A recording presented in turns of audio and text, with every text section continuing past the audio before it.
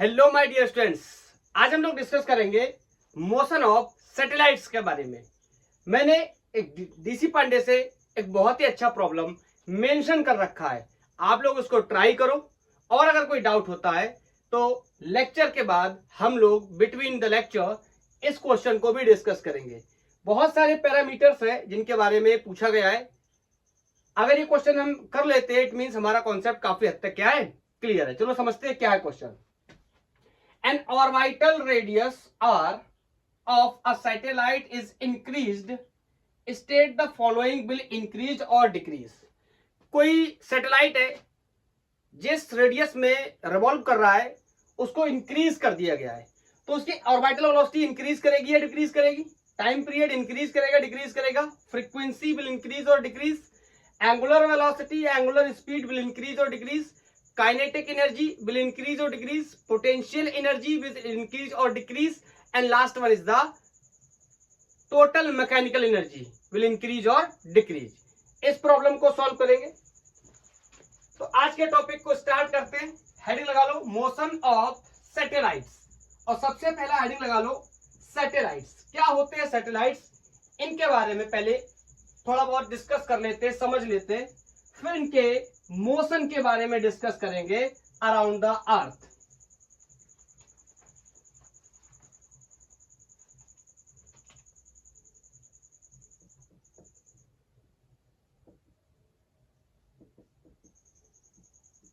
Satellites, जैसे कि हमें पता है सारे प्लैनेट्स सन के अबाउट मोशन करते हैं, रिवॉल्व करते हैं। वैसे ही ये सैटेलाइट्स भी रिवॉल्व करते हैं, मोशन करते हैं। तो मैं इसके बारे में कुछ बातें मेंशन करने जा रहा हूं। Just as planets revolves around sun,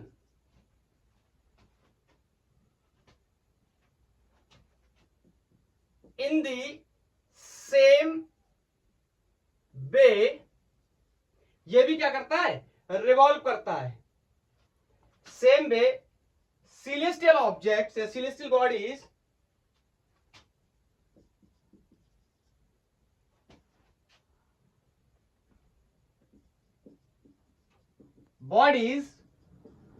revolves around earth।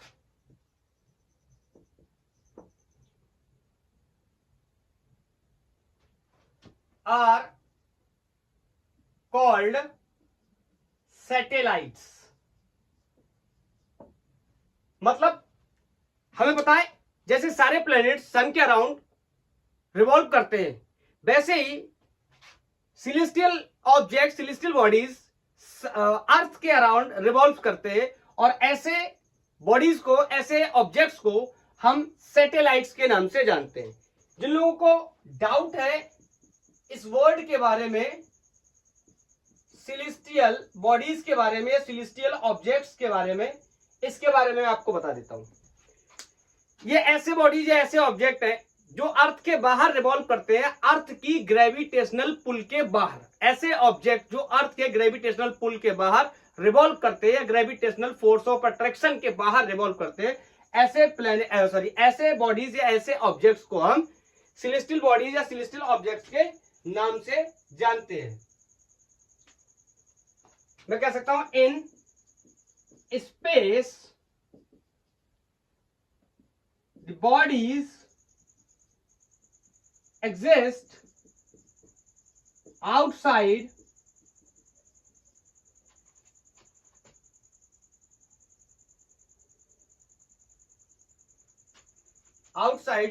Of earth atmosphere.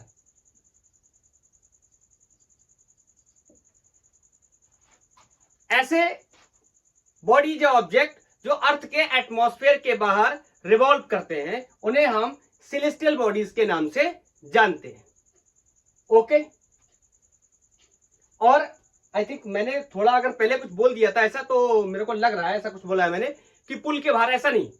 अगर पुल के बाहर करेंगे तो ग्रेविटेशनल पोटेंशियल एनर्जी नहीं होगी, तो बांध के कैसे रखेंगे, sorry for that word, okay. ऐसे बॉडीज, ऐसे ऑब्जेक्ट्स जो अर्थ के एटमॉस्फेयर के बाहर क्या करते हैं, रिवॉल्व करते हैं, ऐसी बॉडीज को हम सेलेस्टियल बॉडीज के नाम से जानते हैं। आपको पता है कि कुछ आर्टिफिशियल सैटेलाइट्स लॉन्च किए जाते हैं, बोलो,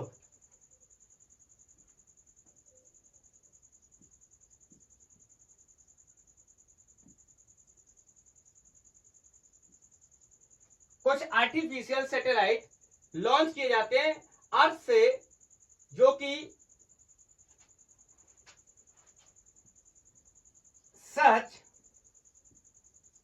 सैटेलाइट्स आर यूज्ड फॉर, बताओ, टेलीकम्युनिकेशन के लिए, वेदर फोरकास्ट के लिए, और ऐसे ही बहुत सारे और कामों के लिए इस्तेमाल किए जाते हैं। Are used for telecommunication and weather forecast and other application. Is that clear? समझ पाए?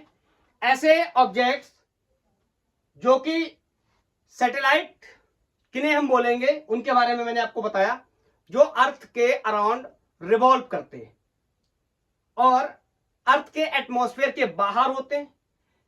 उन बॉडीज को हम सैटेलाइट के नाम से जानते हैं। कुछ आर्टिफिशियल सैटेलाइट भी होते हैं हमारे लिए, जिन्हें हम यूज करते हैं टेलीकम्युनिकेशन के लिए, वेदर फोरकास्ट के लिए। हाँ, अगर इस बात को मैं एक और एग्जांपल से समझना चाहूं तो हमारे दिमाग में जो मिथ है उसको हम क्लियर कर सकते हैं। हम क्या समझते हैं कि सैटेलाइट का मतलब क्या है, जो अर्थ से हमने लॉन्च किए हैं, इनके बारे में हम सोचते रहते हैं, जो टेलीकम्युनिकेशन या वेदर फोरकास्ट को यूज करने के लिए या पता करने के लिए हम यूज करते हैं। ऐसा नहीं है, ये तो है ही है। इसके साथ में ये डेफिनेशन जो हम समझते हैं, ये हमें समझनी चाहिए। जैसे मैं कह सकता हूं, moon is a satellite for earth. सबको पता है मून क्या करता है, अर्थ का रेवोल्यूशन करता है, चक्कर लगाता है, अर्थ के एटमॉस्फेयर के बाहर है। तो moon is also a satellite for earth. Is that clear? So don't think कि सैटेलाइट वही होते हैं जिनको हम क्या करते हैं, लॉन्च करते हैं और उनसे क्या करते हैं, चीजें पता करते हैं, लाइक वेदर फोरकास्ट के बारे में या फिर टेलीकम्युनिकेशन के बारे में। Is that clear? मैं एक बात यहां पर और बताना चाहता हूं, नोट कर लिया? जिन लोगों को एसएस लेना है एसएस ले ले। थोड़ा सा मेरा राइटिंग का इशू रहता है तो आप लोग साथ में मेंशन कर लिया करो। ओके, 1 2 3 हटा रहा हूं। अब मैं इन सैटेलाइट्स के पाथ के बारे में आपको एक बात और बता देता हूं। इनका जो पाथ होता है सैटेलाइट्स का, वो इलिप्टिकल पाथ होता है। क्या होता है इलिप्टिकल पाथ, इसके बारे में मैं नेक्स्ट लेक्चर में आपको बहुत ज्यादा बताऊंगा, जब हम लोग केपलर्स लॉ के बारे में डिस्कस करेंगे। Okay,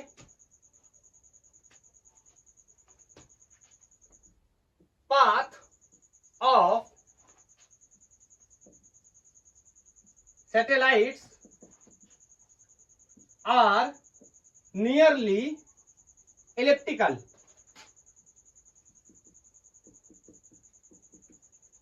Is that clear?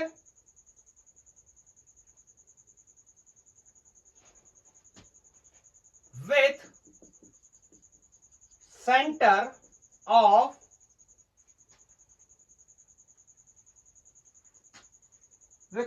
of earth at focus। अगर ये वर्ड्स आपको प्रॉब्लम कर रहे हैं, सेंटर ऑफ अर्थ या फोकस, ये क्या है, मैं इनके बारे में आपको डिटेल में बताऊंगा, नेक्स्ट लेक्चर में डिटेल में बताऊंगा क्या होता है focus and all. Okay, is that clear? लेकिन क्या होता है, आपको अगर इलिप्स के बारे में पता है, मैं क्लास 9th की नॉलेज चेक करना चाहता हूं। इलिप्स के बारे में पता है ना, क्लास 9th में ग्रेविटेशन में आपने पढ़ा होगा इलिप्स के बारे में, और सेमी मेजर एक्सेस और सेमी माइनर एक्सेस के बारे में जरूर पढ़ा होगा, या मेजर एक्सेस और माइनर एक्सिस के बारे में पढ़ा होगा। मेजर एक्सिस और माइनर एक्सिस में बहुत कम डिफरेंस होने की वजह से ये जो इलिप्टिकल पाथ है इसको हम एक परफेक्ट सर्कल की तरह ट्रीट कर लेते हैं। Is that clear? जो आज के कैलकुलेशंस के लिए हम कॉन्सेप्ट यूज करेंगे उसमें हम सर्कुलर मोशन से रिलेटेड कॉन्सेप्ट्स का यूज कर लेंगे। Is that clear? तो मैं कह सकता हूं but very small difference in major axis and minor axis, so we can treat it as a perfect circle. Is that clear? समझते हैं। ये कुछ इस तरीके से ये एलिप्स का शेप होता है और ये इसको हम बोलते हैं माइनर एक्सिस, और ये जो रेडियस है इसको हम बोलते हैं मेजर एक्सिस। मेरी बात समझ पाए?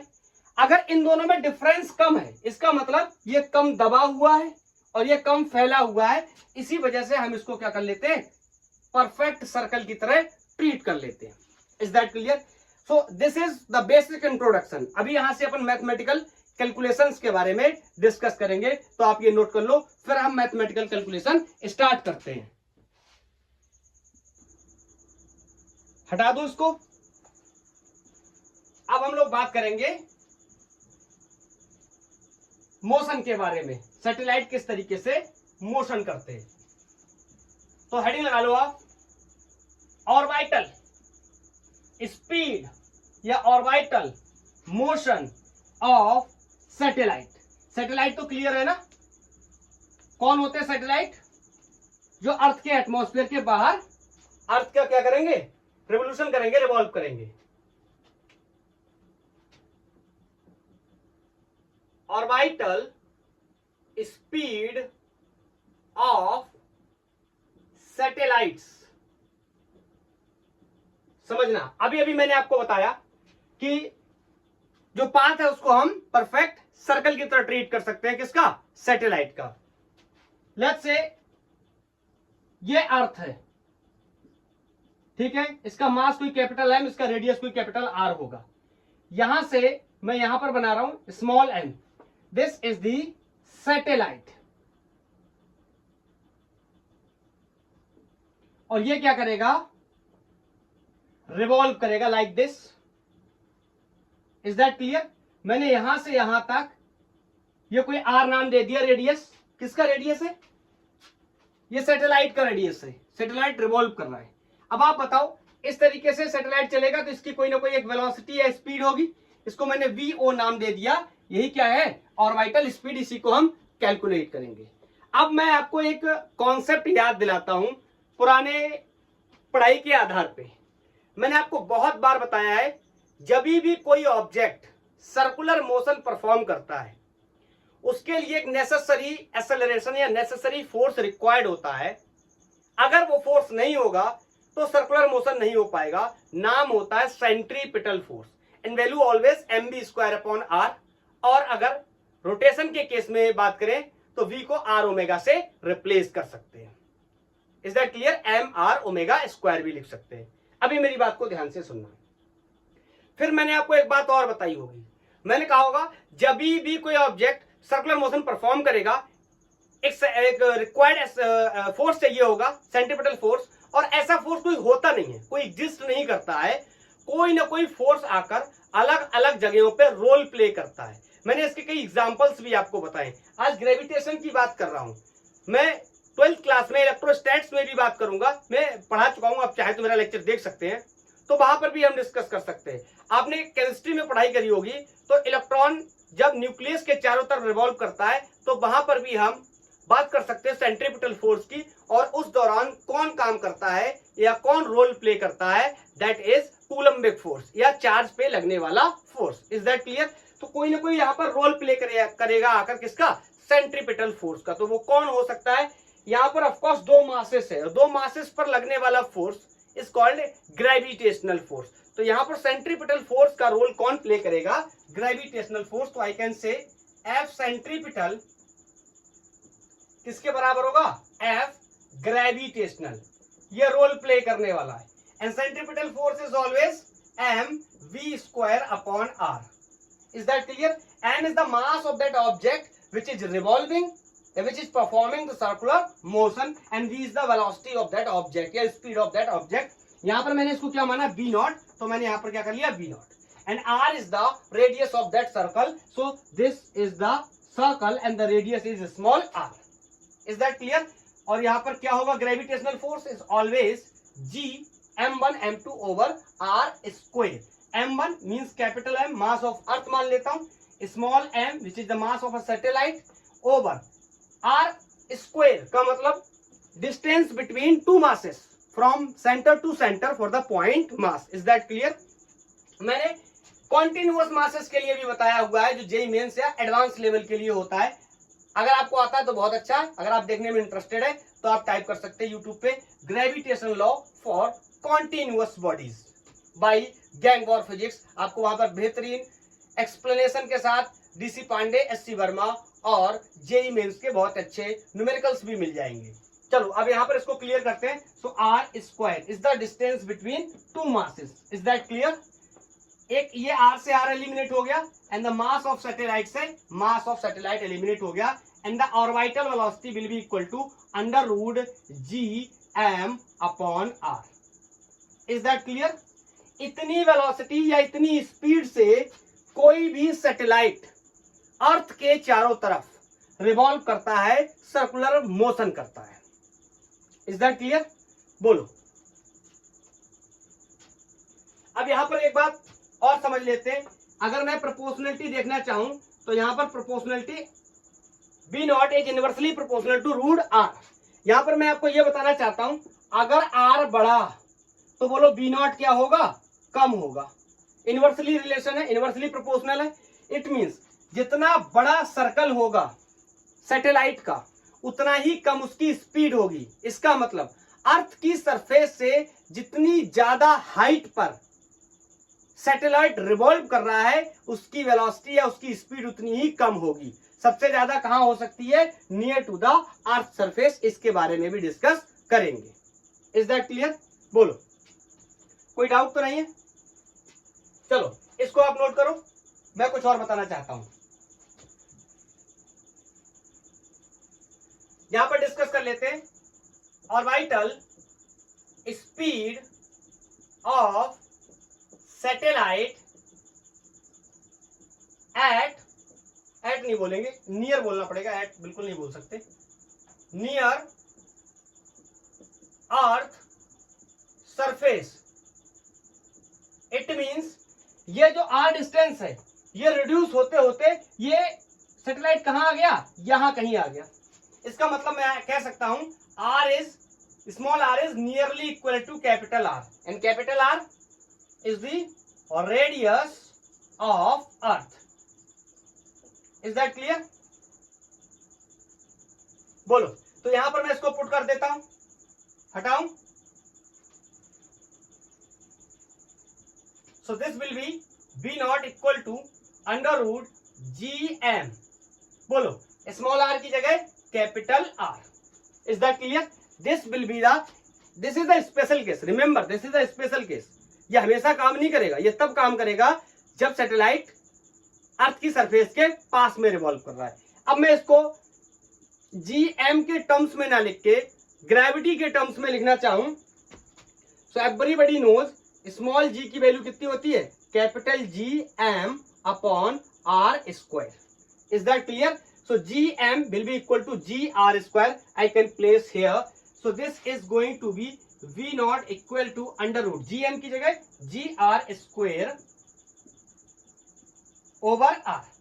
ये r से r क्या हो गया, एलिमिनेट। और इसका एक और रिलेशन बनता है स्टैंडर्ड, जो g के टर्म्स में है अर्थ की सरफेस के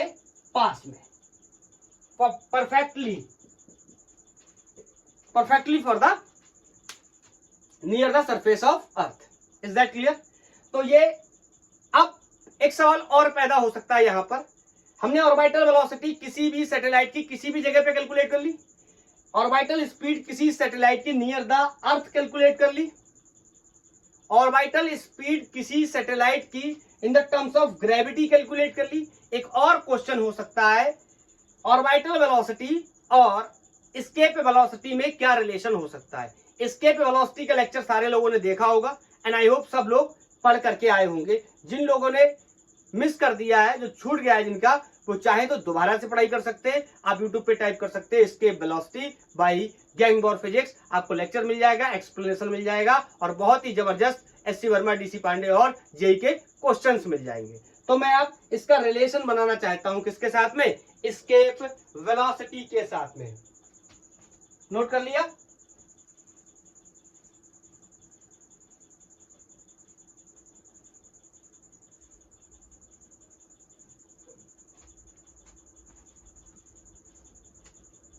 orbital speed in terms of escape velocity.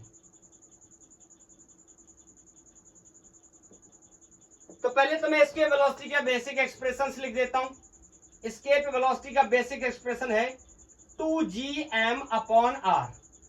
This is the escape velocity for any object from any planet surface, किसी भी प्लेनेट की सरफेस से।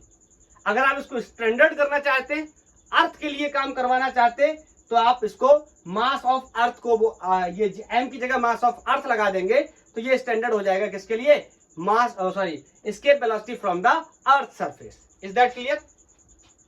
बोलो। और उसके बाद यहां पर भी मैं वही रिलेशन यूज कर सकता हूं। अगर मैं अर्थ के लिए लिख रहा हूं फॉर स्पेशली फॉर अर्थ लिखूं तो मैं कह सकता हूं small g is equal to g capital M upon R square. Is that clear? तो इस स्मॉल r की जगह मैं क्या लिख सकता हूं? Capital R। और कुछ लोगों को अगर याद हो तो मैंने अर्थ की सरफेस के लिए स्टैंडर्ड रिलेशन भी इसका बनाया था √2gr। ये स्पेशली किसके लिए था? For earth. ये किसके लिए था? किसी भी प्लेनेट के लिए। Is that clear? तो मैं अब रिलेशन बनाना चाहता हूं अर्थ के लिए एस्केप वेलोसिटी का और ऑर्बिटल वेलोसिटी का। अर्थ के चारों तरफ क्या कर रहा है? रिवॉल्व कर रहा है कोई भी सैटेलाइट। बोलो। तो अभी अभी मैंने देखा ऑर्बिटल वेलोसिटी कितनी आई थी? √gr। अर्थ सरफेस के अर्थ के अराउंड। ओके। और ये एस्केप वेलोसिटी है। तो यहां पर अगर ध्यान से देखोगे तो √2 की कमी है और यहां पर √2 क्या है? ज्यादा है। तो मैं दोनों में रिलेशन बना सकता हूं। मैं कह सकता हूं कि ऑर्बिटल वेलोसिटी या escape velocity will be √2 times of orbital velocity. Is that clear? बोलो। किसी को कोई डाउट तो नहीं है? तो यहां से मैं ये भी कह सकता हूं या इस तरीके से भी लिख सकता हूं orbital velocity will be equal to escape velocity by √2। But remember this expression will only work in the condition of earth revolution, sorry earth around the earth revolution. जो भी सैटेलाइट है वो अर्थ के अराउंड रिवॉल्व कर रहा है, तभी ये बात साबित होगी। अदरवाइज कोई और प्लेनेट है जिसके बारे में हमें जानकारी नहीं, लेट्स से कोई जुपिटर है या कोई और प्लेनेट है, तो उसके लिए हम इस एक्सप्रेशन का इस्तेमाल करेंगे। लेकिन अर्थ के लिए हमारा काम इससे चल जाएगा। और बीई एस्केप वेलोसिटी अर्थ के लिए सबको पता है 11.2 किलोमीटर पर सेकेंड होती है। ये हम लोग ड्राइव भी कर चुके हैं। मैंने इसके बारे में आपको ये भी बताया था, अगर आपका किसी दोस्त से झगड़ा हो जाता है, आप किसी को ना पसंद करते हैं, तो इतनी वेलोसिटी अगर आप उसको इतनी स्पीड दे देंगे अर्थ की सरफेस से, तो दोबारा वो आपकी जिंदगी में नहीं, आपकी दुनिया में नहीं, आपके प्लेनेट पे कभी नहीं आएगा। Is that clear? बोलो। तो मैं यहां से इसका न्यूमेरिकल डेटा भी सोल्व कर सकता हूं। B0 will be equal to, इसकी वैल्यू को रखूंगा, उसके बाद √2 से डिवाइड करूंगा, ये 7.9 किलोमीटर पर सेकेंड आएगा। ऑर्बिटल वेलोसिटी अर्थ के सरफेस के आसपास कितनी होती है? 7.9 किलोमीटर पर सेकेंड। कोई भी सैटेलाइट जो अर्थ के चारों तरफ रिवॉल्व कर रहा है, अर्थ की सरफेस के पास, उसके पास इतनी स्पीड होती है 7.9 किलोमीटर पर सेकेंड। Is that clear? तो मैंने जो क्वेश्चन बोर्ड पे नोट किया था उसमें बहुत सारी चीजें थी, तो पहली चीज मैंने पता कर ली, that is orbital velocity. Next one, time period के बारे में भी बात कर सकते हैं। बोलो, तो हेडिंग लगा लो, पीरियड ऑफ रेवोल्यूशन, कितना पीरियड होगा रेवोल्यूशन का, इसके बारे में भी हम डिस्कस कर सकते हैं। आसान है ये तो हमारे लिए पीरियड ऑफ रेवोल्यूशन को निकालना।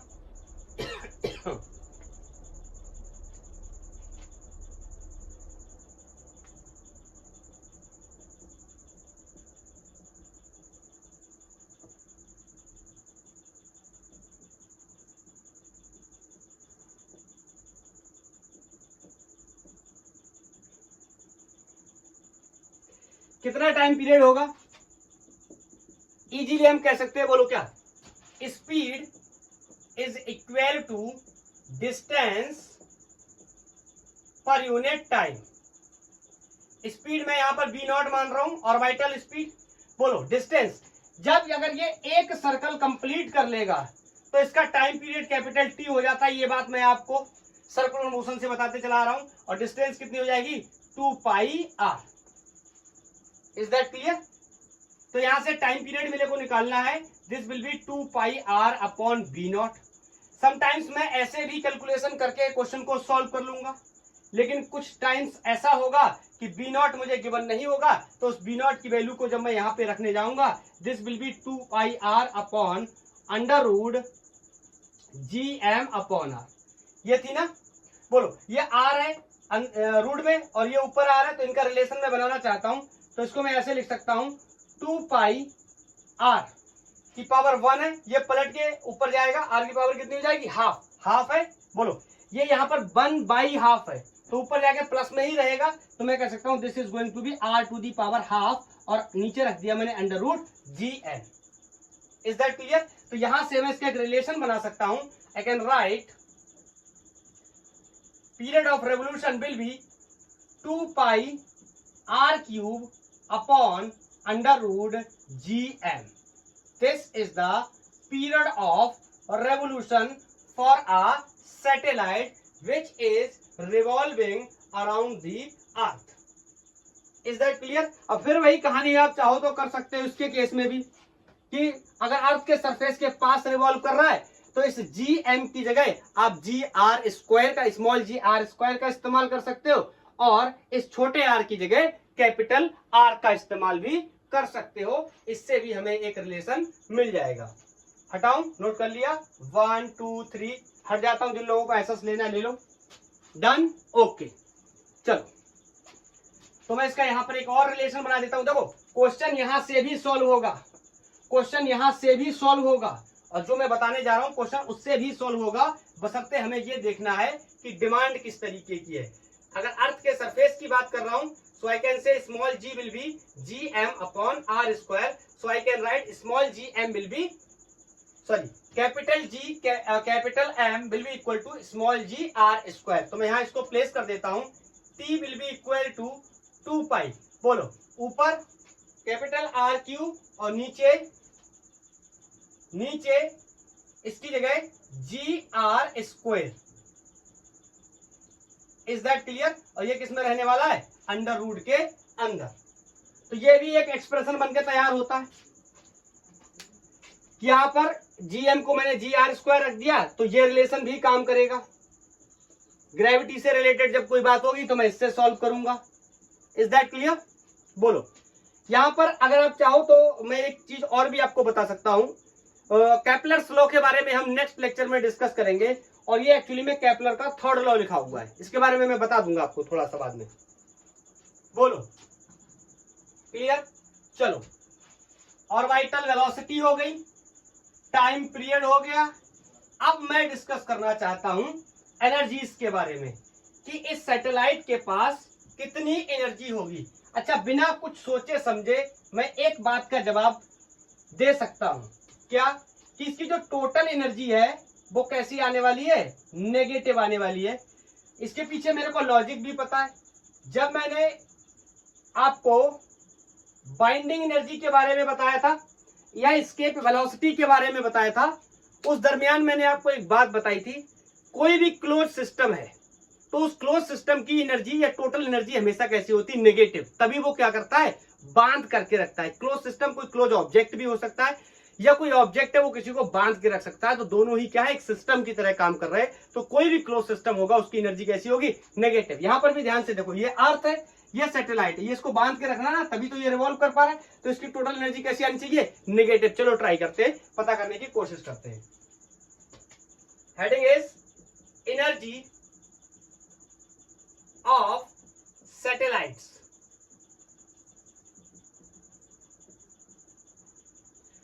बताओ, एक एक करके सब चीजों की बात कर लेते हैं। अगर मैं इसकी काइनेटिक एनर्जी की बात करूं, everybody can say half M V naught square, speed is V naught, okay. अगर मैं पोटेंशियल एनर्जी की बात करूं, आप इस स्टेज पे आकर कोई मेरे से ये नहीं कह सकता I don't know about the potential energy. अगर आपको नहीं पता है और आप इस कॉन्सेप्ट को मिस कर रहे हो तो आप यूट्यूब पे टाइप कर सकते हो पोटेंशियल एनर्जी बाय गैंग और फिजिक्स, आपको लेक्चर मिल जाएगा, पूरा फील्ड मिल जाएगा, सारी बातें पता चल जाएंगी, ओके। अब मैं यहाँ पर पोटेंशियल एनर्जी का एक्सप्रेशन लगा देता हूं, minus times of G capital M small M upon R, where capital M is the mass of the earth and small M is the mass of this satellite.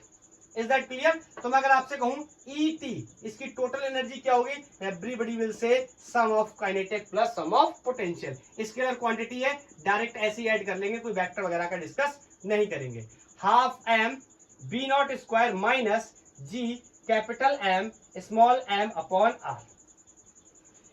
यहां पर भी छोड़ सकता हूं, लेकिन मुझे एक स्टैंडर्ड रिलेशन बनाना है, तो मैं बी नॉट को यहां से रिप्लेस कर सकता हूं या बी नॉट स्क्वायर को रिप्लेस कर सकता हूं। और अभी मैंने बी नॉट की वैल्यू निकाली थी under root G M upon R, याद है? और ये इसका क्या है, स्क्वायर, तो इसका रूट हट जाएगा और इस वैल्यू को मैं यहां पर क्या कर सकता हूं, प्लेस कर सकता हूं। So it will be E total half M, V naught square की जगह इसका रूट हटा करके यहां प्लेस कर सकता हूं, capital G capital M upon R minus G capital M small M upon R. अगर इसको थोड़ा सा सेटल कर दूं, इसकी तरह दिखने में ऐसा लगने लगे, तो इस मास को यहां से हटा करके यहां लिख देता हूं, ये 2 को यहां लिख देता हूं, ये ऐसा आपको दिखेगा। बोलो, अब ध्यान से देखोगे तो दोनों फंक्शन एक जैसे, डिफरेंस किस चीज का है, ये 1 है और ये कितना है, हाफ। ध्यान से देखो 1/2 है, ये हाफ है, ये 1 है, तो 1 में से हाफ जाएगा, कितना बचेगा, हाफ। कैसा बचेगा, जैसा 1 होगा वैसे बचेगा, मतलब पॉजिटिव बचेगा या नेगेटिव बचेगा। तो 1 कैसा है, नेगेटिव, तो इसका जो रिजल्ट बचेगा हाफ, वो कैसा होगा, नेगेटिव होगा। So I can say total energy of a satellite which is revolving around earth is minus G M M upon 2r। मैंने अभी थोड़ी देर पहले ही आपको बताया था, किसी की टोटल एनर्जी नेगेटिव है, इसका मतलब ये क्या है, क्लोज सिस्टम है। तो मैं यहां पर मेंशन भी कर सकता हूं कि जो माइनस साइन है ये क्या इंडिकेट करता है, ये बताता है this system is closed because negative energy for the close system. End of course ये कैसा क्लोज है, इसी तरीके से क्या करता रहेगा, रिवॉल्व करता रहेगा अर्थ के चारों तरफ, कभी भी अर्थ को छोड़ करके नहीं जाएगा। लेकिन अगर हम चाह ले तो जाएगा, कैसे, हमें इसके बारे में पता है। मैंने आपको ये नोट करना है, नोट करो, 1 2 3 डन, ओके। मैंने आपको एक कॉन्सेप्ट बताया था एस्केप वेलोसिटी वाले कॉन्सेप्ट में। मैंने कहा था कि अगर आपको इसको अर्थ के बाहर भेजना है, मतलब इसको एस्केप कराना है, तो आप क्या करो, बाइंडिंग एनर्जी इसकी निकालो पहले। और बाइंडिंग एनर्जी क्या होती है, मॉडुलस ऑफ टोटल एनर्जी, मतलब जो भी टोटल एनर्जी है इसका मॉडुलस निकालने का मतलब क्या है, ये वैल्यू कैसी हो जाएगी, पॉजिटिव। और जो काइनेटिक एनर्जी आप प्रोवाइड कर रहे हो वो या तो बाइंडिंग एनर्जी से ज्यादा या बाइंडिंग एनर्जी के बराबर कर दो, तो ये क्या कर जाएगा, एस्केप कर जाएगा। बोलो, दोबारा कभी सर्कुलर मोशन नहीं करेगा। बोलो, छोड़ देगा किसी भी जगह पे, मान लो यहीं पे छोड़ दिया तो इस तरीके से चला जाएगा, यहां पे छोड़ दिया तो इस तरीके से चला जाएगा। Is that clear? बोलो, हाँ। इसको अर्थ का ग्रेविटेशनल पुल फोर्स इस अपनी तरफ अट्रैक्ट करने की जरूर कोशिश करेगा। इसके बारे में भी मैंने आपको डिस्कस करके बताया है कि यहां से मैंने 3 तरीके से फेंका से, एक इस तरीके से, एक इस तरीके से और इस तरीके से। मैंने बताया था इस केस में और इस केस में जो ट्रैजेक्टरी होगी, जो पाथ होगा, वो किस तरीके का होगा, बोलो, एलिप्स प्रोजेक्टाइल टाइप होगा। ऐसा नहीं होगा यहां से गिर जाएगा, एस्केप वेलोसिटी का मतलब वापस नहीं आएगा, मतलब यहां से इस तरीके से झुकेगा तो, लेकिन ऐसे निकल जाएगा। और ये बिल्कुल लीनियर ऊपर की तरफ। Is that clear? I think should be clear. बोलो। तो अगर मैं इसको इतनी एनर्जी दे दूंगा तो ये क्या करेगा, सर्कल को छोड़ देगा। चलो अब मैं कुछ और पॉइंट्स आपको इसके बारे में बता देता हूं, उसके बाद हम न्यूमेरिकल प्रॉब्लम्स की प्रैक्टिस करेंगे। जिस क्वेश्चन को हमने टारगेट किया था, हुक किया था, उस क्वेश्चन के बारे में भी बात करेंगे। जैसे जैसे मैंने अभी देखा, नोट लगा करके 1-2 पॉइंट्स लिख लेंगे जो कि अच्छे सवालों में आपके यूज होंगे। मैंने देखा T equal to 2 pi R cube upon, इसका एक्सप्रेशन अभी हम लोगों ने बनाया था, क्या था, GR स्क्वायर। बोलो, is that clear?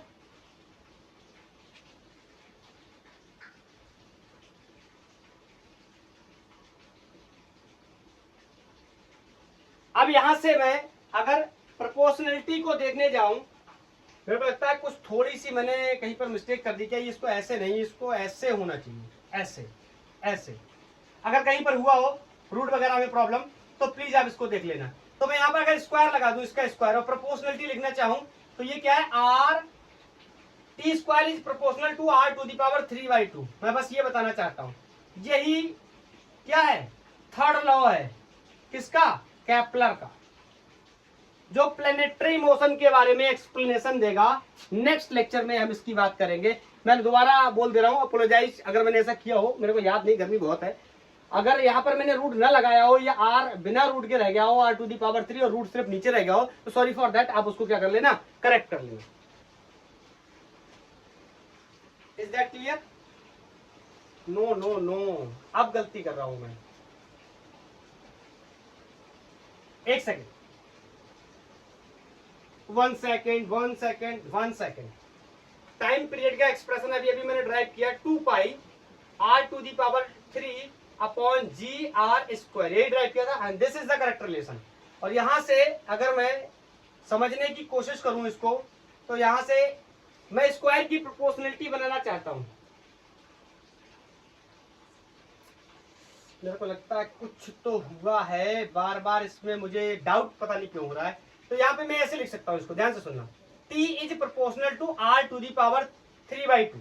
Is that clear? और अगर मैं यहाँ पर T का स्क्वायर करूंगा तो ये वाली पावर 2 हट जाएगी, and this will be proportional to equal to R to the power 3। अगर मैं प्रोपोर्शनलिटी में लिखना चाहूँ सारे कॉन्स्टेंट्स को हटा करके, तो मैं इस तरीके से लिख सकता हूँ, this is the correct relation.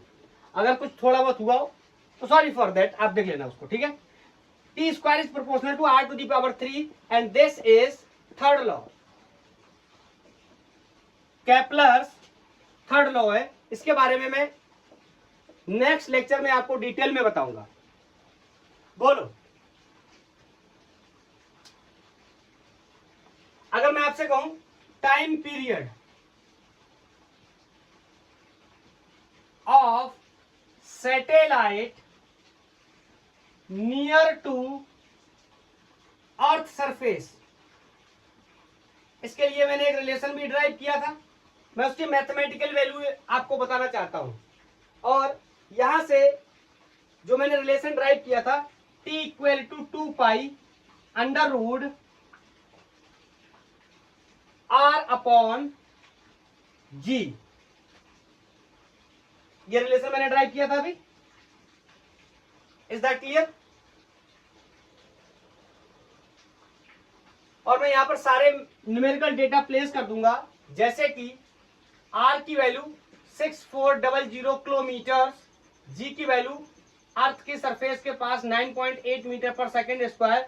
तो इसको सॉल्व करने के बाद ये लगभग 84.6 मिनट के टाइम पीरियड आएगा। मतलब ऐसा सैटेलाइट जो अर्थ के चारों तरफ रिवॉल्व कर रहा है, उसको 84.6 मिनट लगेंगे एक रेवोल्यूशन को क्या करने में, कंप्लीट करने में। बोलो, इज दैट क्लियर? ये डेटा हम कई बार इस्तेमाल भी करेंगे जब हमें जरूरत पड़ेगी। तो एक और टाइप का स्पेशल सैटेलाइट है, उसके बारे में भी मैं बताना चाहता हूं। हो सकता है बहुत लोगों ने सुना हो और मिसकंसेप्शन भी हो उसके बारे में, that is Jio stationery satellite. नाम से ऐसा लगता है जैसे स्टेशनरी का मतलब रुका हुआ है, लेकिन इसकी रियलिटी क्या है, इस बात को एक्सप्लेन में अभी हम समझ लेंगे एक्सप्लेनेशन के अंदर। चलो नेक्स्ट हेडिंग,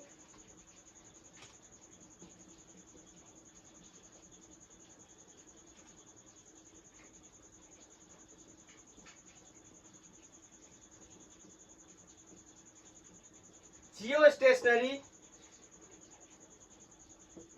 स्टेशनरी सैटेलाइट। क्या होता है जियो स्टेशनरी सैटेलाइट? क्या ये रुका हुआ सैटेलाइट होता है? Of course not. कुछ लोगों को मिसकंसेप्शन होता है, गलत भी बता देते हैं कि जियो स्टेशनरी सैटेलाइट का मतलब रुका हुआ सैटेलाइट होता है। ऐसा नहीं हो सकता। क्या होता है मैं आपको बताता हूं। ये अर्थ है और अर्थ के अराउंड ये रिवॉल्व कर रहा है, ठीक है। मान लो ये कौन है, जियो स्टेशनरी सैटेलाइट है, ठीक है। तो अगर मैं अर्थ पे खड़ा हूं तो मेरे को ये रेस्ट पे दिखाई देगा। ये है इसका कॉन्सेप्ट, ये मेरे को रेस्ट पे दिखाई देगा। ऐसा क्यों? इसके पीछे हम बहुत ही सिंपल लॉजिक के साथ बात कर सकते हैं। मैंने आपको रिलेटिव वेलोसिटी इन 1D में बताया है, जब दो ऑब्जेक्ट्स की वेलोसिटी सेम है तो उनकी रिलेटिव वेलोसिटी 0 हो जाएगी। बोलो, जैसे एग्जांपल के लिए, if you are travelling in a train और bus, a person is sitting और स्टैंडिंग अहेड ऑफ यू, वो हमेशा क्या रहेगा, रेस्ट में रहेगा, क्योंकि वो आपके सामने ही रहेगा। प्रॉब्लम क्या है, आप जिस फ्रेम में हो उसी फ्रेम में वो भी है। जो वेलोसिटी आपके पास है वही वेलोसिटी उसके पास है, तो आपको हमेशा ऐसा लगेगा ये मेरे सामने है। लेकिन अगर मैं एक और पर्सन को जमीन पे खड़ा करके पूछूं, तो मैं पूछूं उस पर्सन के बारे में, तो वो क्या कहेगा, वो पर्सन और उसके पीछे जो पर्सन खड़ा है दोनों ही किसी एक वेलोसिटी से मूव कर रहे हैं। बस this is the simple logic. तो मैं कह सकता हूं the speed of geostationary satellite is equal to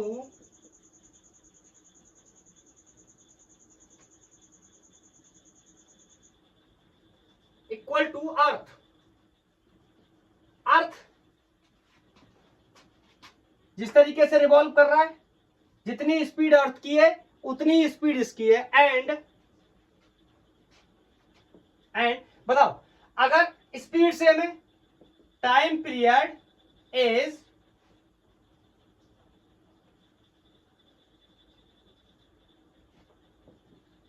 also same. बोलो, टाइम पीरियड भी क्या होगा, सेम। स्पीड सेम है, डिस्टेंस तो आपको पता ही मेंशन है, तो उसका टाइम पीरियड भी सेम होगा। तो टाइम पीरियड भी सेम है, स्पीड भी सेम है, तो मैं यहां खड़ा हूं, जब मैं सैटेलाइट को देखूंगा तो मेरे को ऐसा लगेगा कि ये सैटेलाइट हमेशा क्या है, रुका हुआ है। क्यों?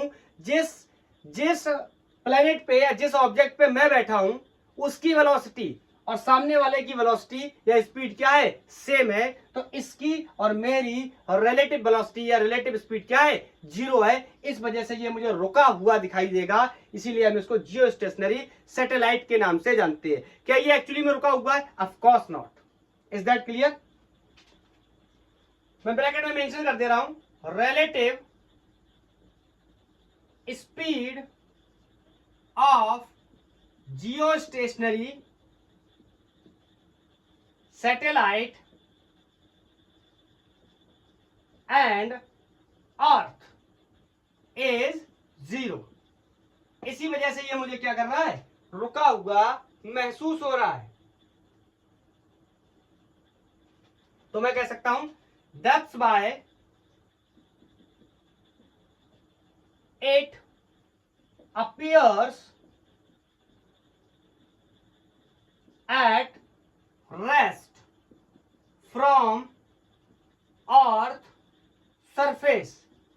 इसको देखता हूं तो मुझे कैसा दिखता है, रुका हुआ। चलो इसका और क्लियरिफिकेशन कर देता हूं। अगर मैं यहां खड़ा हूं, लेट्स से मैं स्पेस में हूं, ठीक है, मेरा अर्थ से कोई लेना देना नहीं, तो क्या होगा, मेरे को ये और ये दोनों ही घूमते हुए दिखाई देंगे और सेम स्पीड के साथ दिखाई देंगे। वही सिचुएशन है जब भी कोई बस के बाहर खड़ा है तो वो उन दोनों लोगों के बारे में बता रहा है कि दोनों लोग एक ही वेलोसिटी से चल रहे हैं। लेकिन जब आप इसको देखेंगे या ये आपको देखेगा तो दोनों की वेलोसिटी सेम या रिलेटिव वेलोसिटी जीरो होने की वजह से इनमें कोई वेलोसिटी में डिफरेंस नहीं है, तो ये मुझे क्या दिखेगा, हमेशा रेस्ट पे दिखेगा। लेकिन क्या ये रेस्ट पे होता है, of course not. Is that clear? Concept clear है कि नहीं है, बोलो। चलो ये नोट कर लो, हट जा रहा हूं, 1 2 3 नोटेड। इसके टाइम पीरियड की बात कर लेते हैं।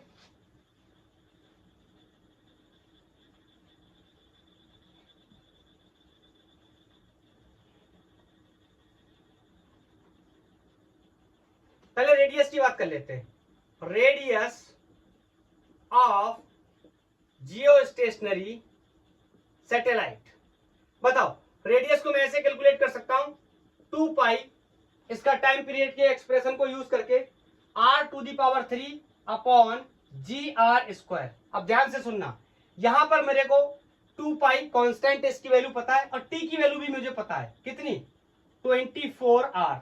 कैसे, आप एक बात बताओ, जितना टाइम अर्थ को लगेगा एक चक्कर लगाने में उतना ही टाइम इसको लगेगा, तो अर्थ को कितना लगता है, 24 आवर्स। Is that clear? तो इसका भी टाइम पीरियड कितना होगा, 24 आवर्स।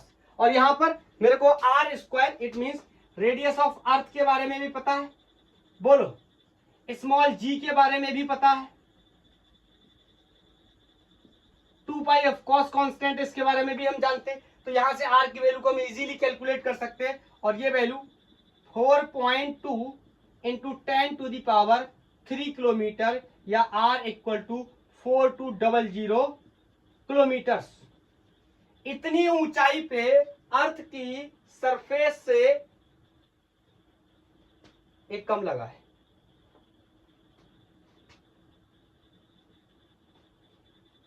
ये 4 होगा, एक 0 और लगाना पड़ेगा। लगभग इतनी ऊंचाई पे क्या करते हैं, जियोस्टेशनरी सैटेलाइट रिवॉल्व करते हैं। अब एक क्वेश्चन और पैदा हो सकता है, ये तो डिस्टेंस कहां से, सेंटर से, सेंटर ऑफ अर्थ से यहां तक, बोलो, यहां से यहां तक। मेरे को अर्थ की सरफेस से अगर पूछा जाए तो भी मैं इजीली कैलकुलेट कर सकता हूं, बोलो।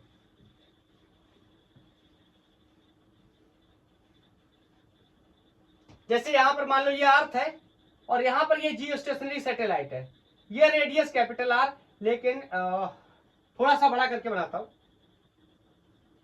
ये रेडियस कैपिटल R है और यहां से यहां तक की डिस्टेंस कोई स्मॉल r है, और यहां पर अपना कोई क्या है, जियोस्टेशनरी सैटेलाइट। मेरे को अगर इतनी वैल्यू पता करनी हो, बोलो, तो मैं इजीली कर सकता हूं। इसका नाम मान लो मैंने h रख दिया, और h को मैं क्या लिख सकता हूं, capital R, sorry small r में से अगर मैं कैपिटल R को निकाल लूं तो ये वैल्यू कहां से आ जाएगी, from earth surface. Is that clear? अगर मैंने इस वैल्यू में से इस वैल्यू को निकाल दिया, रेडियस को निकाल दिया, तो ये इतनी डिस्टेंस आ गई, और ये डिस्टेंस कहां से आएगी, अर्थ की सरफेस से। अब मेरे को स्मॉल r की वैल्यू पता है, मैंने पहले से निकाल रखी है, कैपिटल R की वैल्यू मैं पहले से जानता हूं, बोलो, तो मैं इसको भी कैलकुलेट कर सकता हूं और एक एस्टिमेशन लगा सकता हूं। H equal to capital R is 4.2, sorry guys, light की वजह से थोड़ा डिस्टरबेंस हो गया। चलो दोबारा से कैरी करते हैं। 42,000 में से मैं रेडियस ऑफ अर्थ को सब्ट्रैक्ट कर दूंगा 6400।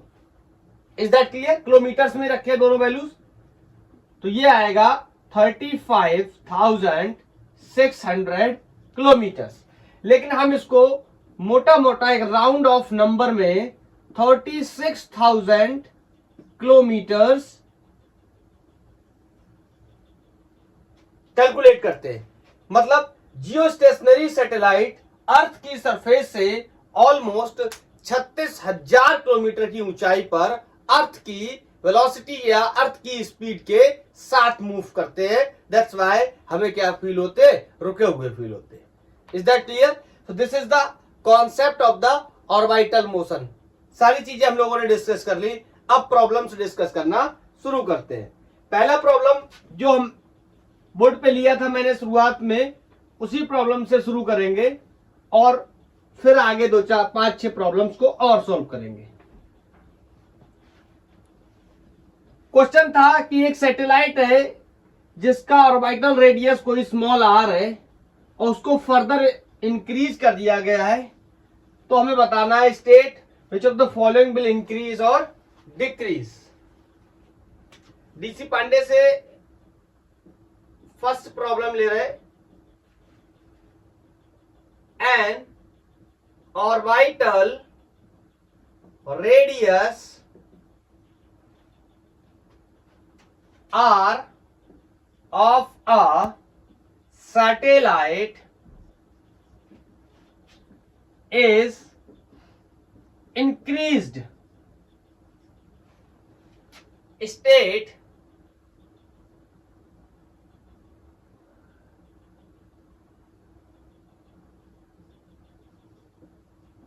which of following will increase और डिक्रीज। मैं जो पैरामीटर्स थे उनको यहां मेंशन करते जा रहा हूं, बगल में सॉल्यूशन बना लेंगे, आप सॉल्व करते चले जाओ। पहला था ऑर्बिटल, पहला ऑर्बिटल स्पीड। ऑर्बिटल स्पीड को बताओ, इंक्रीज या डिक्रीज? डिक्रीज। अगर आपने बताया तो करेक्ट आंसर है। कैसे? b is equal to under root gm over r, यह रिलेशन था। यहां से क्लियरली हमें समझ आता है b naught is inversely proportional to root r। Radius बढ़ेगा तो b नॉट क्या करेगा? डिक्रीज करेगा। रेडियस बढ़ने पे ऑर्बिटल वेलोसिटी क्या करेगा? डिक्रीज। हम पहले भी डिस्कस कर चुके हैं। दूसरा बोलो, टाइम पीरियड या पीरियड ऑफ रेवोल्यूशन। अगर आपका ये आता है इंक्रीज कर रहा है, इसका मतलब आपका आंसर सही है। चलो चेक कर लेते हैं। 2 pi R upon we not, आप यहां से भी सॉल्व कर सकते हैं या इसका एक्सप्रेशन भी इस्तेमाल कर सकते हैं। 2 pi R cube upon under root G M, इस तरीके से भी, या इसको हम ऐसे भी लिख सकते हैं 2 पाई आर क्यूब अपॉन, अच्छा इसको पूरे को रूट में लिख सकते हैं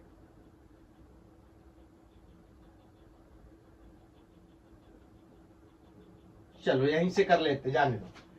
यहां से देख लेते वी नॉट, अभी अभी हमने देखा क्या कर रहा है? डिक्रीज। तो अगर ये वैल्यू डिक्रीज करेगी तो टाइम पीरियड क्या करेगा? इंक्रीज करेगा। Is that clear? Time period increase कर रहा है। Next one is frequency. सबको पता है, बचपन से पढ़ते चले आ रहे, reciprocal of time period is called frequency. Time period क्या कर रहा है? इंक्रीज, तो फ्रीक्वेंसी क्या करेगी? डिक्रीज। क्लियर है? बोलो, फ्रीक्वेंसी के बाद एंगुलर स्पीड,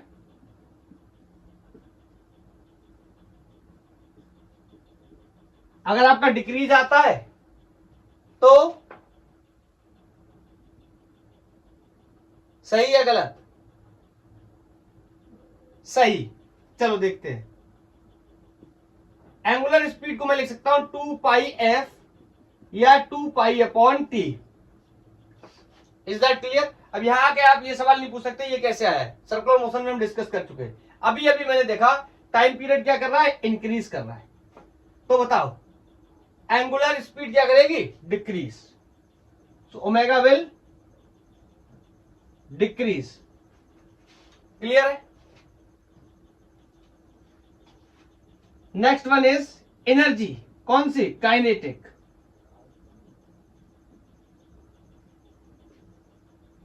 काइनेटिक एनर्जी। करो सॉल्व, फिर बताना, तब तक मैं इसको साफ करता हूं।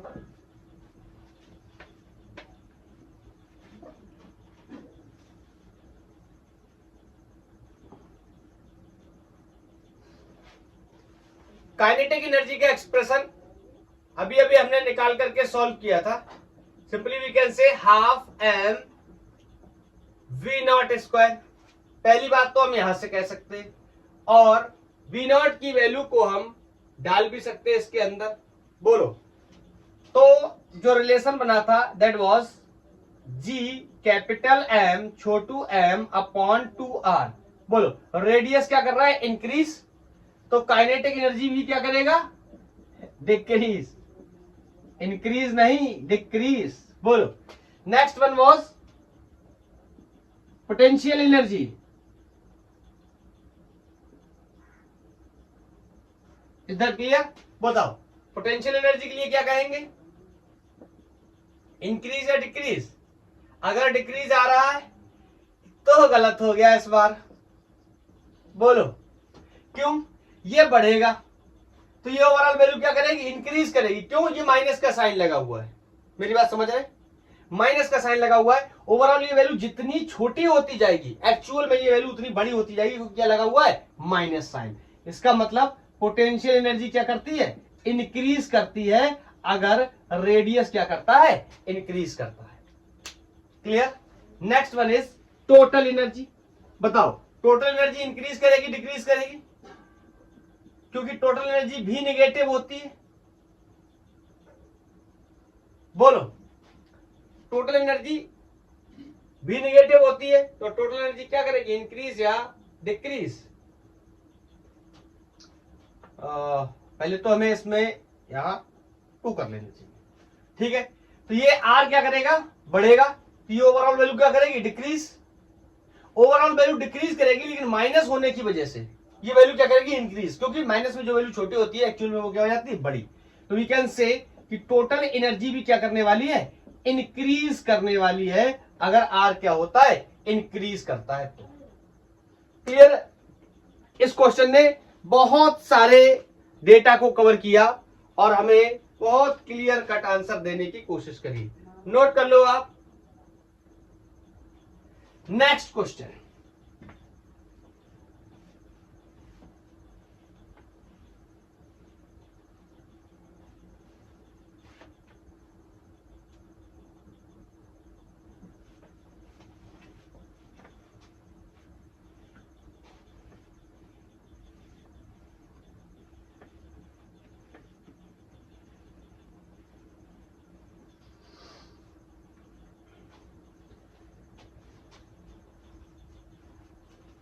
Next question is also from DC Pandey.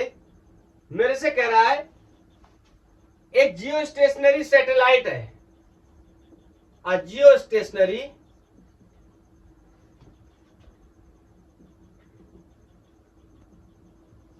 Satellite orbiting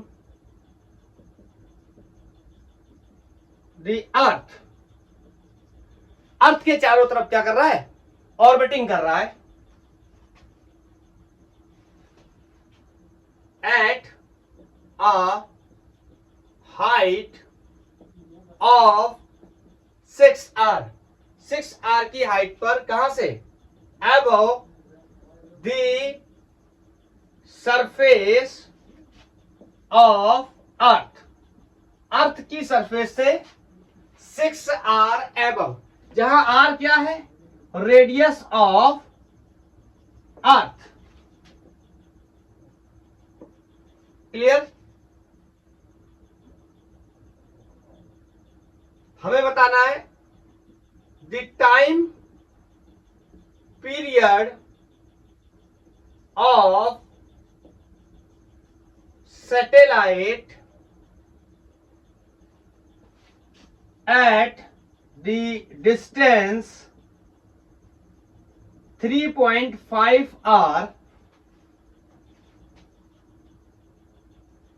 from center of earth।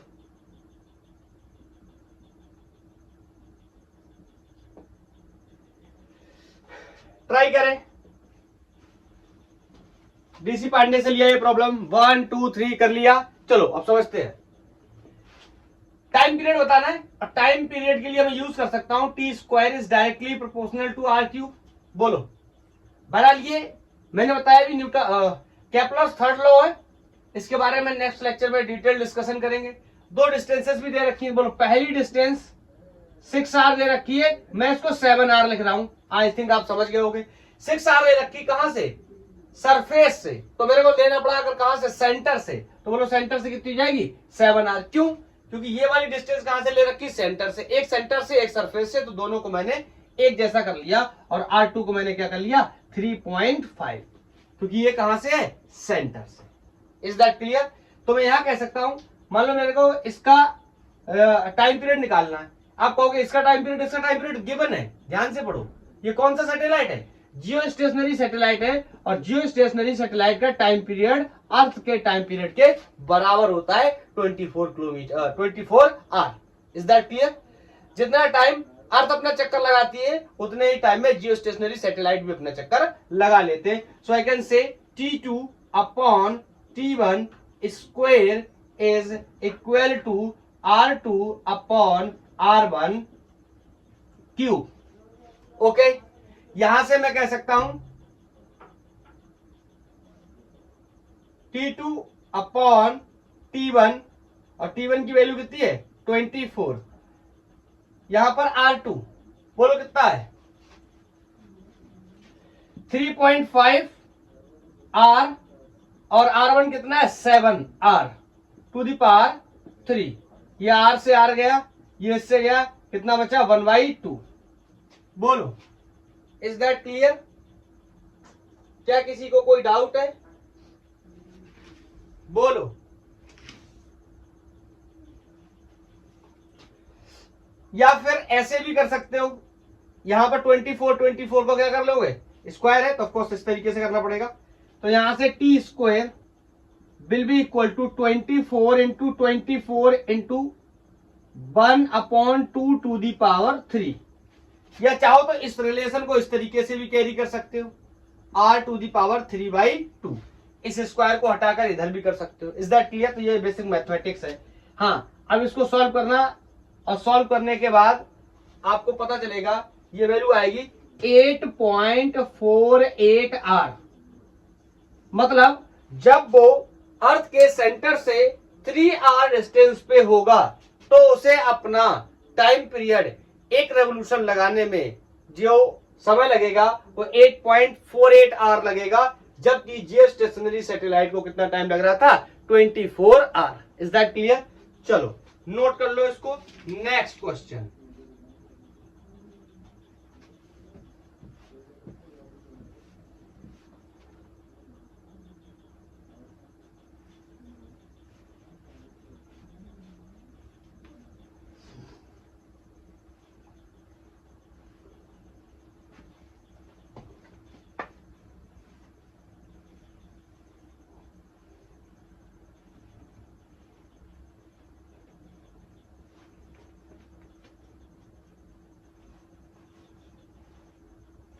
Next question is also from DC Pandey, और क्वेश्चन है एक स्पेसशिप है जिसको लॉन्च किया गया है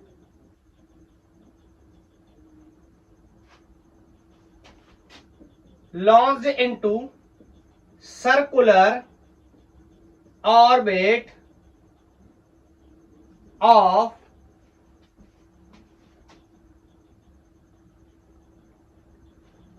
सर्कुलर ऑर्बिट, ऐसे नहीं, क्लोज्ड टू अर्थ सरफेस। कई लोगों को इतना पढ़ के दिमाग में आ जाना चाहिए, जो भी कैलकुलेशंस पूछता है अगर, तो यहां तक के क्वेश्चन में उसने जो वर्ड यूज किया है, कहां है? अर्थ की सरफेस के क्लोज है। कौन? वो स्पेसशिप जो लॉन्च किया गया है। Question is what additional velocity has to give now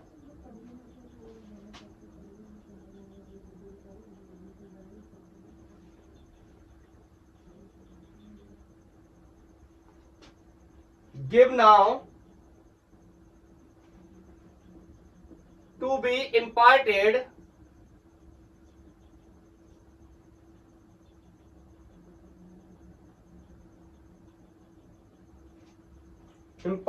to spaceship in orbit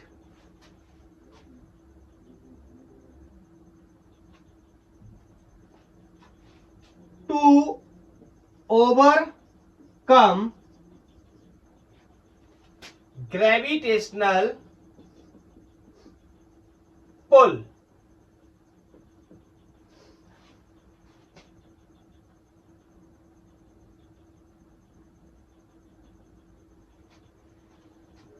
पढ़ेंगे एक बार प्रॉब्लम को, फिर समझने की कोशिश करते हैं। मेरे से बोल रहा है कि एक स्पेसशिप है जिसको लॉन्च किया गया सर्कुलर ऑर्बिट में close to the earth surface, कितनी और एडिशनल वेलोसिटी मुझे उसको देनी चाहिए ताकि वो imparted to the spaceship into the orbit to overcome gravitational pull। इस बात का मतलब समझ रहे हो कि वो ग्रेविटेशनल पुल के कांटेक्ट में ना रहे, ग्रेविटेशनल पुल को छोड़ के चला जाए। It means gravitational potential energy उस पर कोई भी इफेक्ट ना कर पाए। इट मींस ये सर्कुलर जो ऑर्बिट कर रहा है, ऑर्बिटिंग कर रहा है, यहां पर समझने की कोशिश करेंगे। लाइक दिस, ये ऑर्बिटिंग कर रहा है तो ये चाह रहा है ये ऑर्बिटिंग ना करे। ऑर्बिटिंग ना करने के लिए हमारे पास एक दवाई होती है और उस दवाई का नाम एस्केप वेलोसिटी होती है।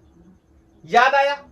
बताओ, अर्थ की सरफेस के आसपास, इसको हम ड्राइव कर चुके हैं, अगर कोई सैटेलाइट घूम रहा है तो उसकी वेलोसिटी इतनी होती है, v naught equal to under root G R. अभी अभी हमने लेक्चर में सॉल्व भी किया था, ड्राइव भी किया है। चलो, अगर मुझे इसको अर्थ के ग्रेविटेशनल पुल से बाहर निकालना है तो अगर मैं इसको इतनी वेलोसिटी दे दूं तो ये फर्दर ये इस सर्कल में मूव नहीं करेगा, इस सर्कल को छोड़ के चला जाएगा, क्योंकि इसका नाम क्या है? ग्रेविटेशनल, इसका नाम क्या है? Escape velocity. कितनी जरूरत थी इसको बाहर भेजने की? इतनी, मगर इसके पास कितनी है? इतनी। तो एडिशनल का मतलब क्या हुआ? कितना और एडिशनल देना है, इसमें से इसको क्या कर दो? सब्ट्रैक्ट। यही तो कह रहा है ना। देखो मेरी बात सुनो, ऐसे समझो कि अगर कोई व्यक्ति 4 रोटी खा लेता है तो उसका पेट भर जाएगा, लेकिन उसके पास सिर्फ 2 रोटी है, तो कितनी एडिशनल रोटी और चाहिए ताकि उसका पेट भर जाए? तो वी कैन से 4 - 2 मतलब 2। Is that clear? तो अगर इतनी वेलोसिटी मिल जाती तो ये अर्थ को छोड़ करके चला जाता, एस्केप कर जाता, लेकिन इसके पास सिर्फ इतनी है, तो मैं कितनी और दे दूं उसको, सो दैट ये क्या करे? इस पाथ को छोड़ करके चला जाए, अर्थ के चारों तरफ चक्कर न लगाए। We can say change in velocity या एडिशनल वेलोसिटी। डायरेक्टली मैं कह सकता हूं, बोलो, under root 2gr minus gr। Is that clear? तो यहां से मैं अंडर रूट gr को कॉमन ले सकता हूं, this will be root 2 - 1 under root gr। बताओ, इतनी और दे देता अगर मैं एडिशनल वेलोसिटी इस स्पेसशिप को, तो ये क्या करेगा? ऑर्बिटिंग नहीं करेगा अर्थ की सरफेस के आसपास, और क्या करेगा? लीव कर जाएगा, छोड़ करके चला जाएगा। हटाऊं? नेक्स्ट,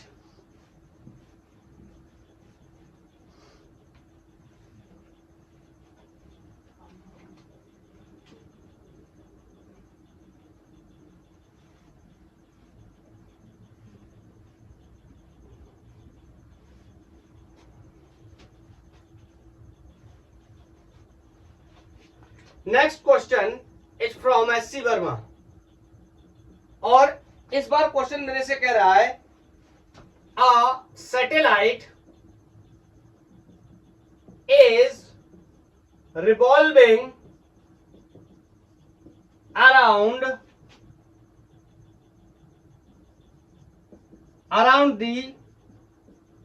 अर्थ के चारों तरफ मोशन कर रहा है एट अ हाइट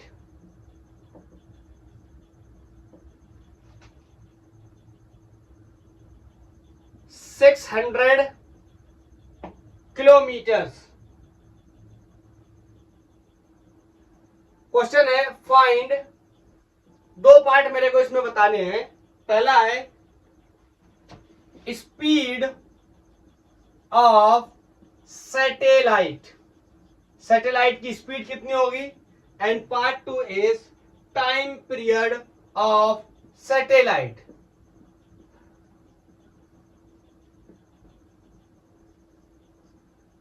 आसान है पहला पार्ट, आप ट्राई करो। 1 2 3 कर लिया।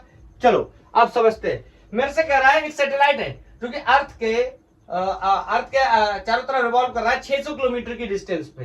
तो मेरे को बताना है इसका वेलोसिटी कितना होगा। I can say B not will be equal to √GM/r। ये एक्सप्रेशन होता है। बोलो इसमें अगर मैं सारी वैल्यूज को पुट करूंगा तो मेरा जवाब मिलेगा। दो तीन चीजें बेसिक मैं मान के चलता हूं, सबको पता होगी, इतनी पढ़ाई कर चुके हैं। तो अर्थ का mass 6 into 10 to the power 24 kg and the radius of earth is 6400 kilometre. इतनी बातें सबको पता होंगी। अब मैं इसका एक रफ पिक्चर भी बना देता हूं। ये मान लो अर्थ है और यहां पर ये सैटेलाइट इस तरीके से रिवॉल्व कर रहा है।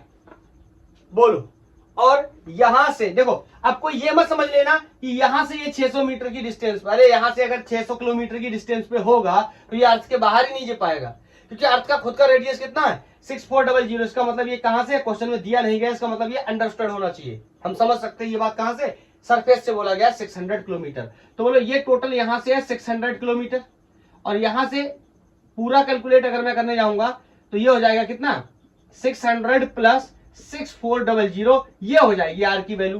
कहां से, सेंटर ऑफ अर्थ से, and this will B 7000 kilometre.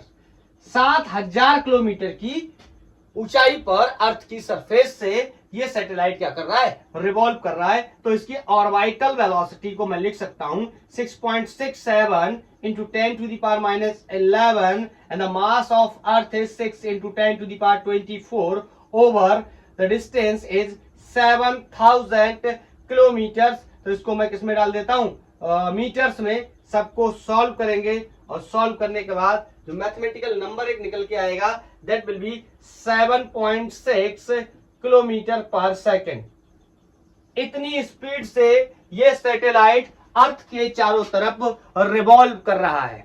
Is that clear. अगर क्वेश्चन कह दिया जाता इसको बाहर भेजना है तो हम कर सकते थे इजीली, लेकिन next question is time period. Very easy question for us. We can say velocity, या डायरेक्ट यूज कर दे रहा हूं, time period will be 2πr upon orbital velocity. We know about the orbital velocity. We also know about the distance. We can solve it very easily. This will be 2π700 kilometers.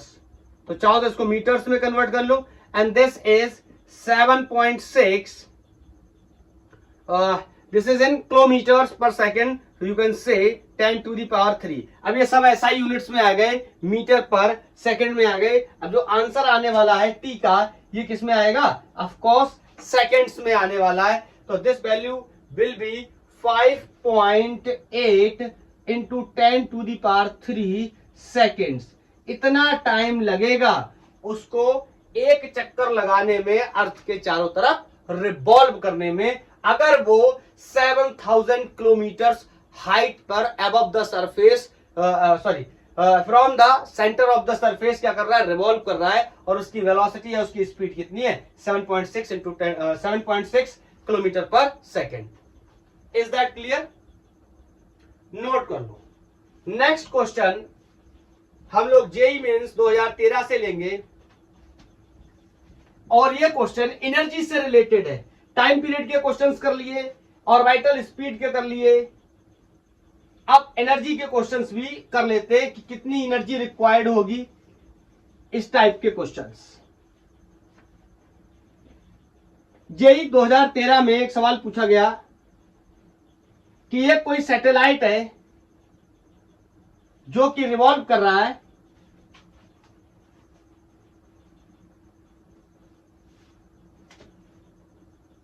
दोनों से ये problem JEE 2013 में भी पूछा गया और ये DC Pandey का प्रॉब्लम है।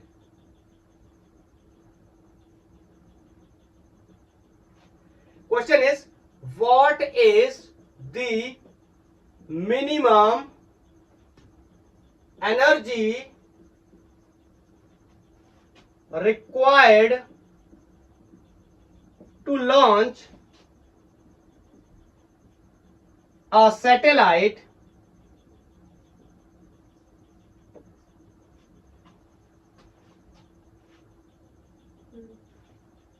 of mass Chhotu m from the surface of a planet of mass बड़ू m। ठीक है, कैपिटल एम इसका मास है, प्लेनेट है। कौन प्लेनेट है? अननोन फॉर अस, नहीं कह रहा है, अर्थ की बात कर रहे हैं हम। ठीक है, लेकिन मास उसका कितना है? कैपिटल एम है। And radius is capital R. Is that clear? In a circular orbit, और एक ना कोई एल्टीट्यूड भी देना पड़ेगा, कोई ना कोई हाइट देनी पड़ेगी। एट एन एल्टीट्यूड 2r/s, मतलब मैं यहां पे एक रफ डायग्राम बना देता हूं। ये कोई प्लेनेट है जिसका मास m है, इसका रेडियस कैपिटल r है। यहां से इसके सेंटर से बोला orbiting eight an altitude 2r, तो यहां से कैलकुलेट करेंगे, कुछ नहीं बोल रहा है। ठीक है, तो ये इस तरीके से ऑर्बिटिंग कर रहा है 2r डिस्टेंस पे। बोलो तो टोटल कितनी हो जाएगी जरूरत पड़ने पर? 3r। I think you can understand this. बोलो इसका मास कितना है? छोटू m। तो मेरे को बताना है कि इसकी कितनी मैक्सिमम एनर्जी होनी चाहिए ताकि हम इस सैटेलाइट को क्या कर पाए? लॉन्च कर पाए। Question is very easy. अब बताओ, मैं इसको लॉन्च करना चाहता हूं अर्थ की सरफेस पे, जब ये रखा है तो मैं इसके बारे में क्या कह सकता हूं? चलो मैं इसके ऑप्शंस भी क्रिएट कर दे रहा हूं। तो इसका पहला ऑप्शन है -5g capital M small m upon 6r। Option B is 2g capital M small m upon 3r, and C is g capital M small m upon 2r, and D is g capital M small m upon 3r।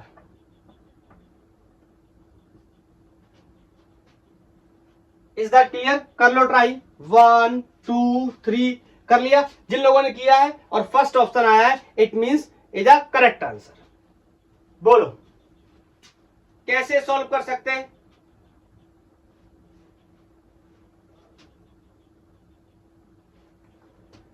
मैं energy लिख सकता हूं, energy of satellite from centre of planet. अब अर्थ तो बोल नहीं सकता क्योंकि कोई एक प्लैनेट है। तो यहां पे अगर मेरे को एनर्जी लिखनी हो तो मैं सिंपली लिख सकता हूं, अगर प्लैनेट की सरफेस पर होता, देखो यहां पर एनर्जी अलग होगी और यहां पर एनर्जी अलग होगी। बोलो अगर प्लैनेट की सरफेस पे होता तो मैं कह सकता था कितना? Potential energy -GMM upon r। यहां पर चूंकि रखा हुआ है, यहां से लॉन्च करना। Is that clear? बोलो, और टोटल एनर्जी जब ये कहां पहुंच जाता? 2r डिस्टेंस पे पहुंच जाता। बोलो 2r डिस्टेंस पे पहुंच जाता तो मैं क्या कह सकता था? Energy at 2r distance -GMM, actually upon यहां r लिखना चाहिए मुझे, लेकिन टोटल डिस्टेंस कितनी है? यहां से यहां तक r, और सरफेस से ऑर्बिट की जो डिस्टेंस है वो कितनी है? 2r। इट मींस ये टोटल डिस्टेंस बोलो कितनी होने वाली है? बोलो कितनी होने वाली है? 3r। और एक और चीज, टोटल एनर्जी के एक्सप्रेशन में कहीं कुछ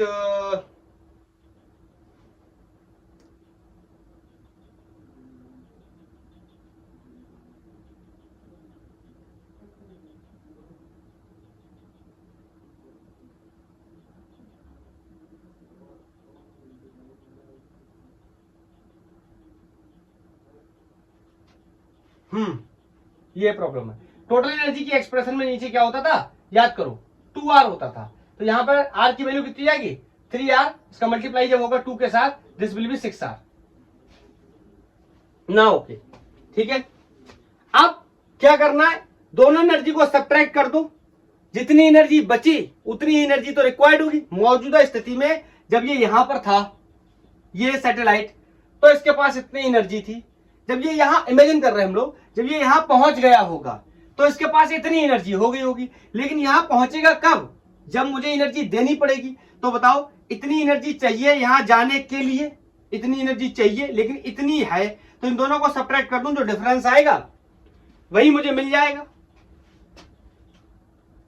तो कितनी एनर्जी चाहिए होगी final, 6 capital sorry G capital M small M upon 6r में से इतनी घटा दूं तो ये माइनस का साइन है तो अल्टीमेट क्या हो जाएगा प्लस। तो से G M M upon R. इसको सॉल्व करना, यहां से एलसीएम लेंगे तो ऊपर कितना बचेगा, या ऐसा कर सकते हो ये 1/6 है, इसमें से इतना चला गया तो माइनस का कितना बच जाएगा 5/6 और आंसर ये आ जाएगा। बोलो इसको सॉल्व तो कर ही सकते हैं हम लोग easily. Is that clear.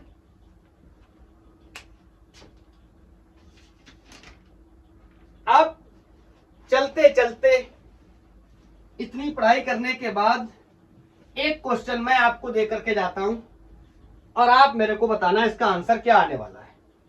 Question है कि अर्थ के चारों तरफ एक सैटेलाइट रिवॉल्व कर रहा है और उस सैटेलाइट की ऑर्बिटल वेलोसिटी एस्केप वेलोसिटी का हाफ है।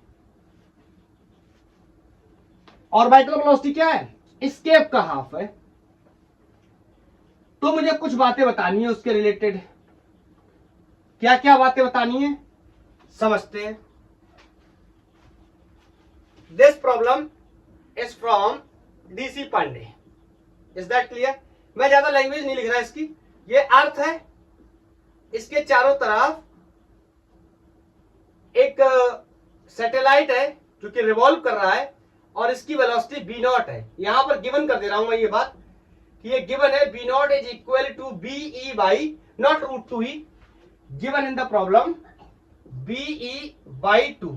ये मेरे को दिया गया है प्रॉब्लम में, ठीक है। और ये कहां से फेंका गया है, फ्रॉम सेंटर ऑफ अर्थ। आपने दो बातें बतानी है कि ये सैटेलाइट कितनी हाइट पे है, पहला क्वेश्चन।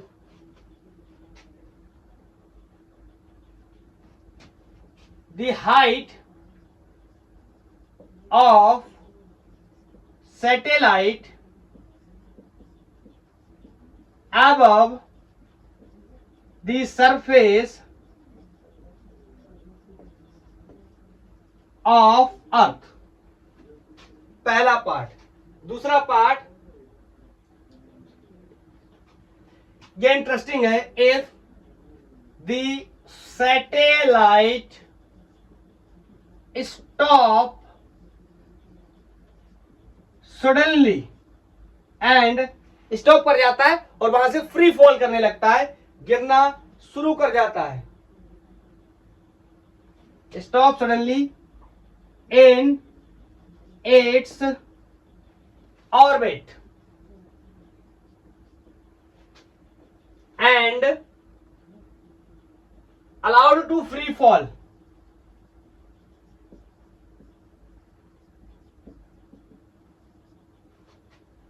फ्री फॉल करना स्टार्ट कर देता है on to the earth surface.